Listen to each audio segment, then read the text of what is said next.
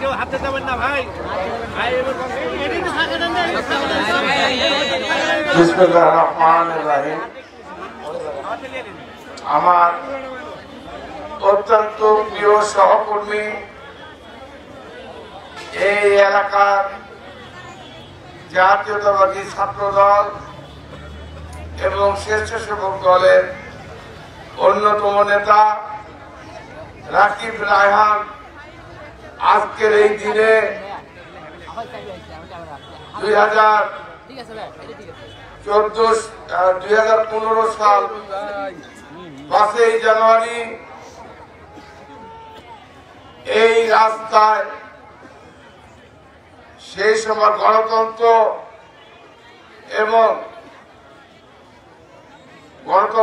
কালো পতাকা দিবস ছিল। বিএনপির কেন্দ্রীয় কর্মসূচি ছিল।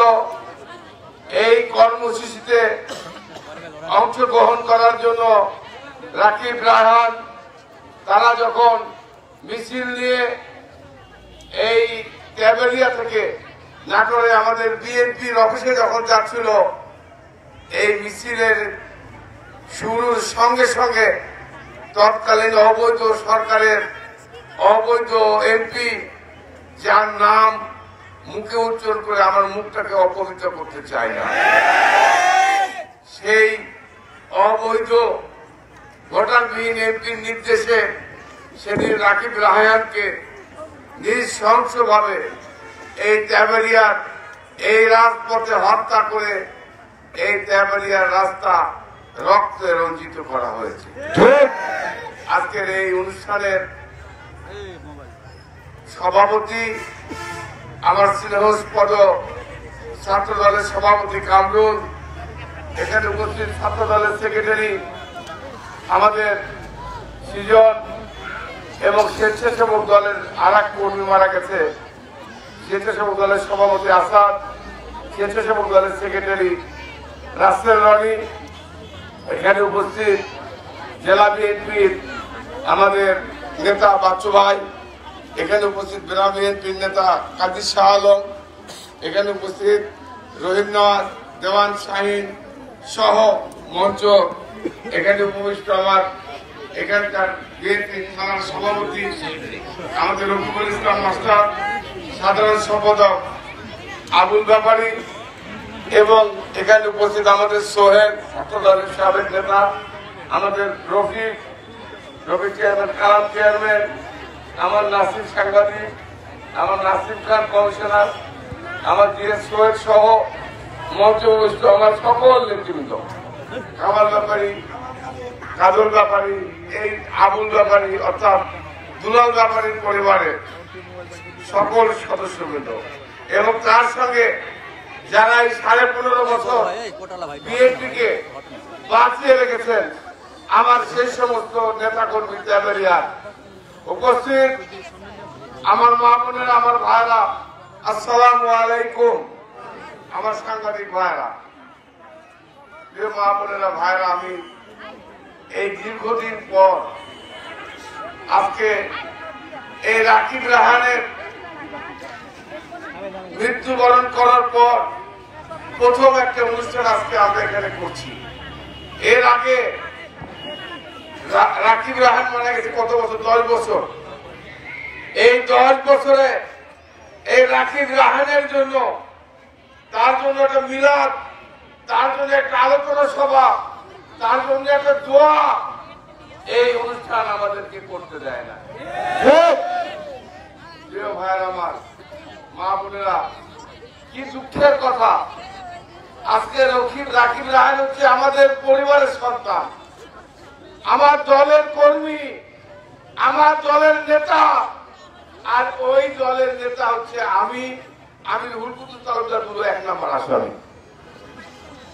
আমার কর্মীকে হত্যা করলো, আমার নেতাকে হত্যা করলো, আমি সন্ত্রাসীরা হত্যা করে ওই কেসের 1 নম্বর আসামি আমি।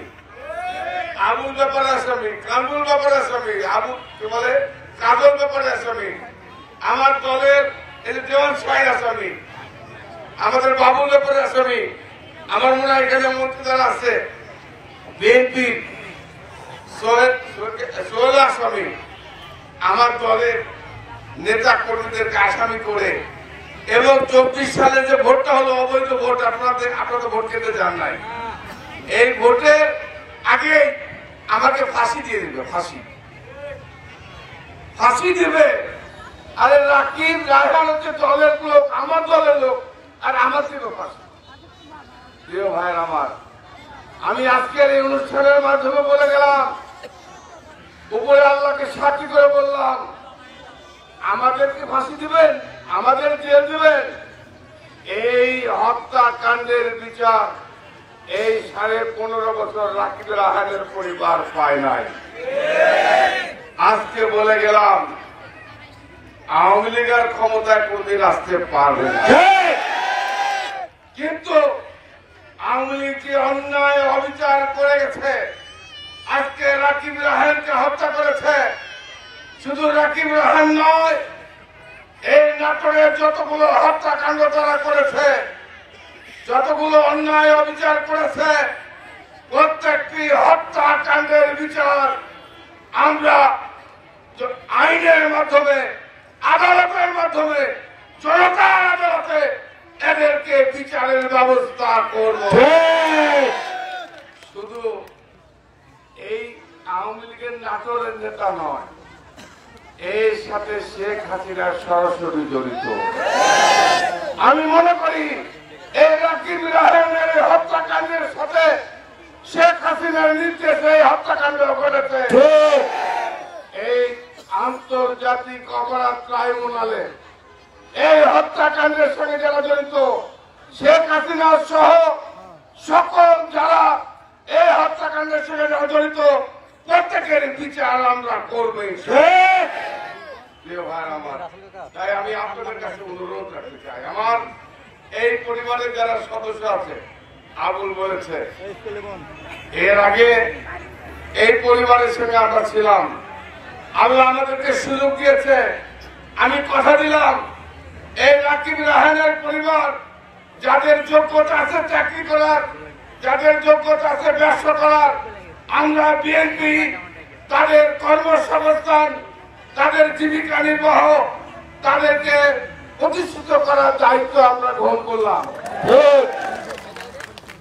এবং আবুল দাবি করেছে এই রাস্তা, আমি শুধু রাকিব রায়হান নয়, এই 15 বছর যে সমস্ত বিএনপির নেতা কর্মী আওয়ামী লীগের দ্বারা নিহত হয়েছে, তাদের প্রত্যেকের নামে শহীদ হিসাবে তাদের প্রত্যেকটি রাস্তার নাম এখন থেকে তাদের নামে আমরা করবই।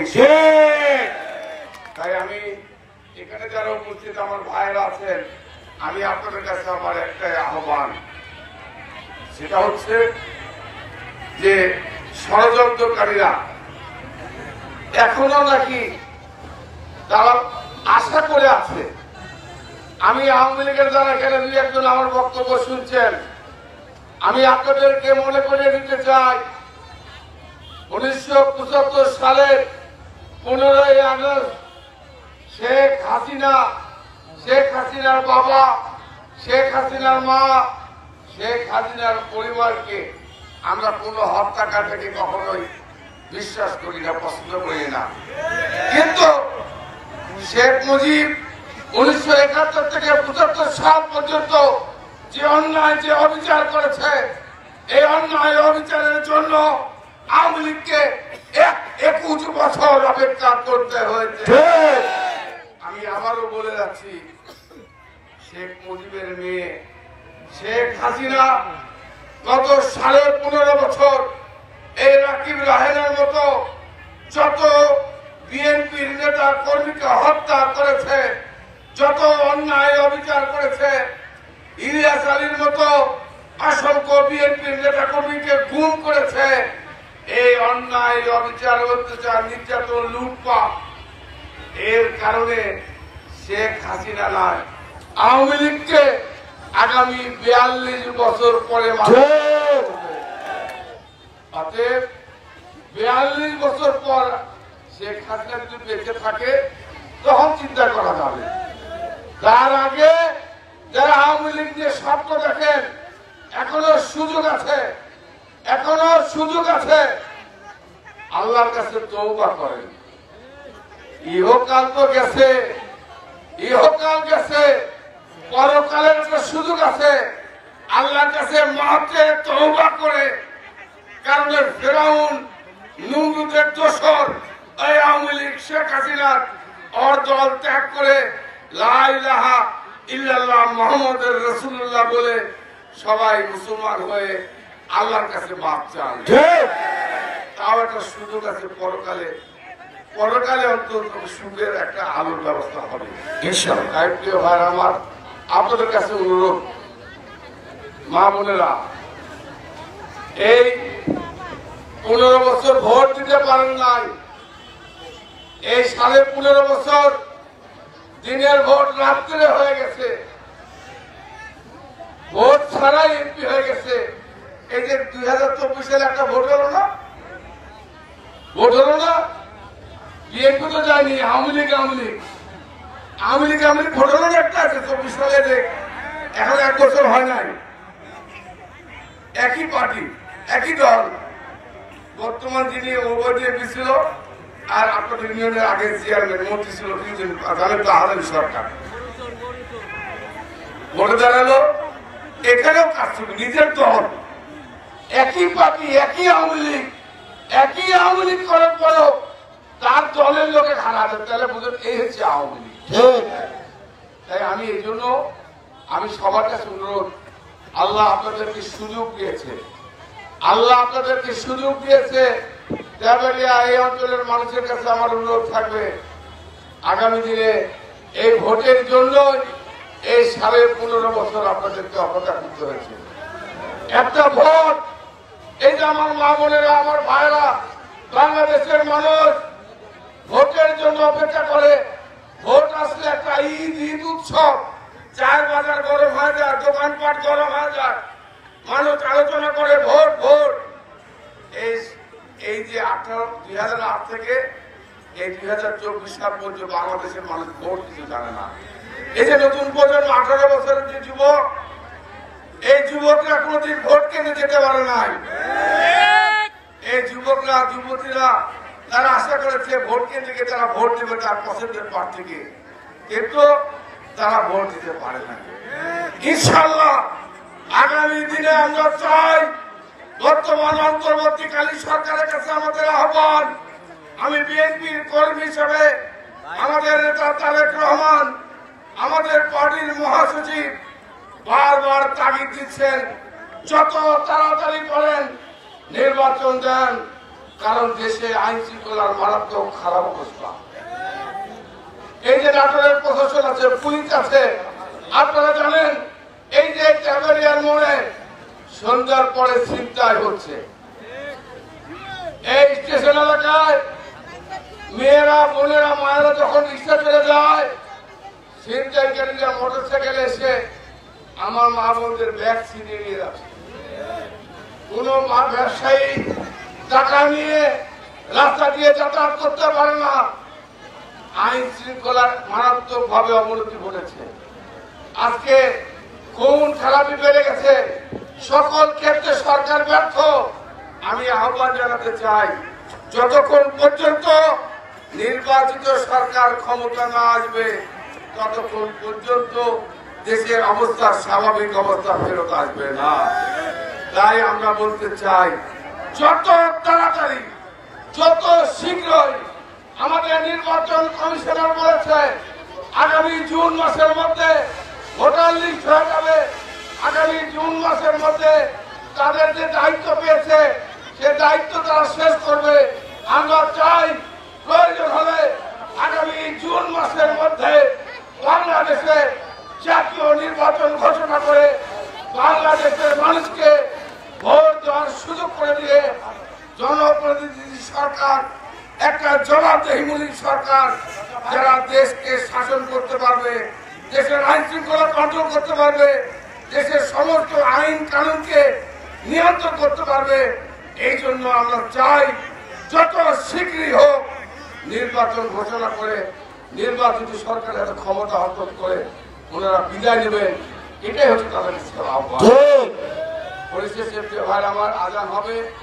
আজকে আমাদের রাকিব রাহানের প্রতি শ্রদ্ধা নিবেদন করে এখানে কম্বল দেওয়া হচ্ছে, অনেক শীত।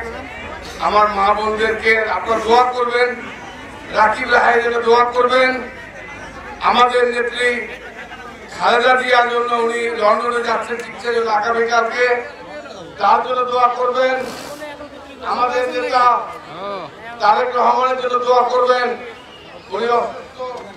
আমরা চাই আজকে আমাদের যে সমস্ত নেতা কর্মী মৃত্যুবরণ করছে তাদের জন্য দোয়া করবেন।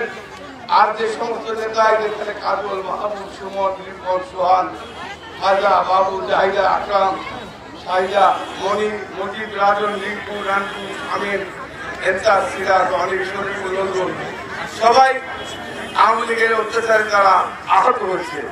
আমি চাই তাদের জন্য আপনারা দোয়া করবেন। আমি পরিশেষে সবাইকে, এখানে কষ্ট করে এসছেন, ইনশাআল্লাহ পরিশেষে আবারও রাকিব রাহানের বিচার বাংলাদেশের মাটিতে হবে, এই বলে সবাইকে ধন্যবাদ জানিয়ে আমার বক্তব্য শেষ করছি। খোদা হাফেজ। বাংলাদেশ জিন্দাবাদ, খালেদা জিয়া জিন্দাবাদ, তারেক রহমান জিন্দাবাদ। আসসালামু আলাইকুম।